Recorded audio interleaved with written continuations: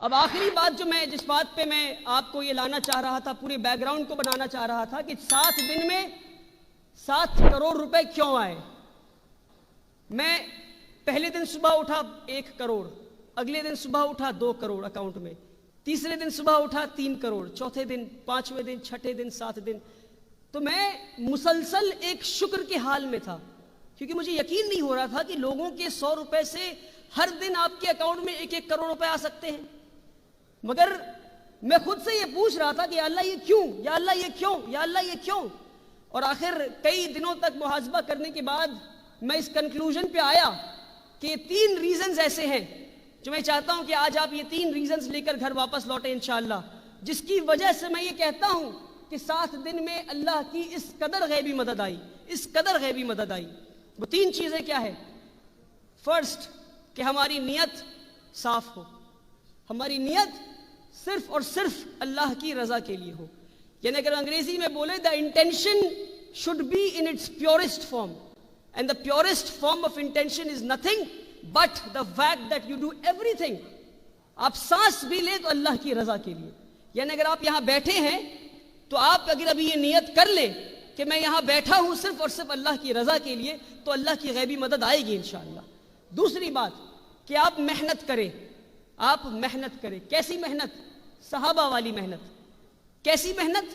کہ فجر میں اٹھے تو کام اور کام اور کام اور کام اور کام اور کام، یعنی عشاء تک کام، پھر فجر میں اٹھے اور کام اور کام اور کام، اور پھر عشاء تک کام، اور پھر سوئے تو اگلے دن اٹھے۔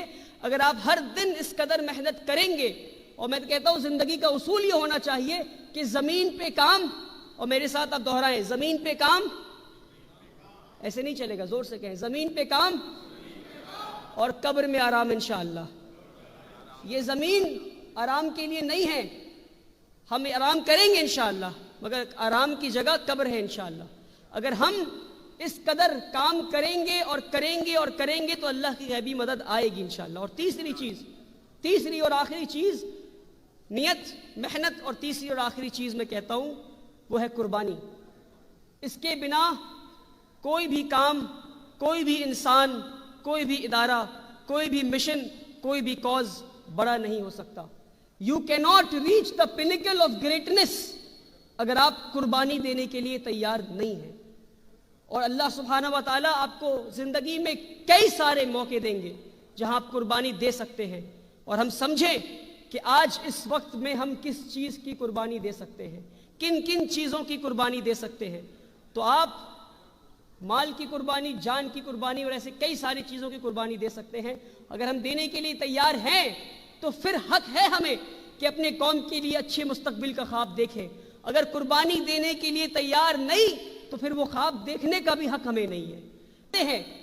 اور ایک اور بات، آپ اس بات پہ کوئی اتفاق رکھتا ہو نہ رکھتا ہو، مگر آپ یہ سمجھیں کہ زکوٰۃ ہمارے مال کا میل ہے۔ یہ بات مانتے ہیں آپ؟ ہم مانتے ہیں اس بات کو کہ زکوٰۃ ہمارے مال کا میل ہے، اور ہم اسی میل پہ قوم کے مستقبل کو بنانا چاہتے ہیں۔ یہ افسوس کی بات ہے۔ اگر قوم کے مستقبل کو بنانا ہے اور تیار کرنا ہے تو ہمیں یہ سمجھنا ہے کہ ہمیں زکوٰۃ سے اوپر اٹھنا ہے۔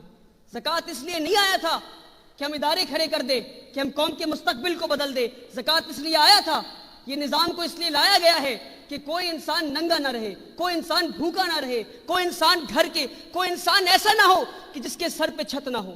مگر ہم نے یہ سمجھا کہ ہم زکوٰۃ کے مال سے قوم کے مستقبل کو بنا دیں گے۔ اپنے مال کے میل سے قوم کے مستقبل کو بنا سکتے ہیں کیا ہم؟ نہیں بنا سکتے ہم۔ آج ضرورت ہے کہ اپنے محاسبہ کریں ہم، اور بہار انجمن جیسے اداروں کا ہم ساتھ دیں، اور زکوٰۃ سے آگے بڑھ کر ہم تعاون کریں تاکہ قوم کی مستقبل بن سکے انشاءاللہ۔ کریں گے انشاءاللہ۔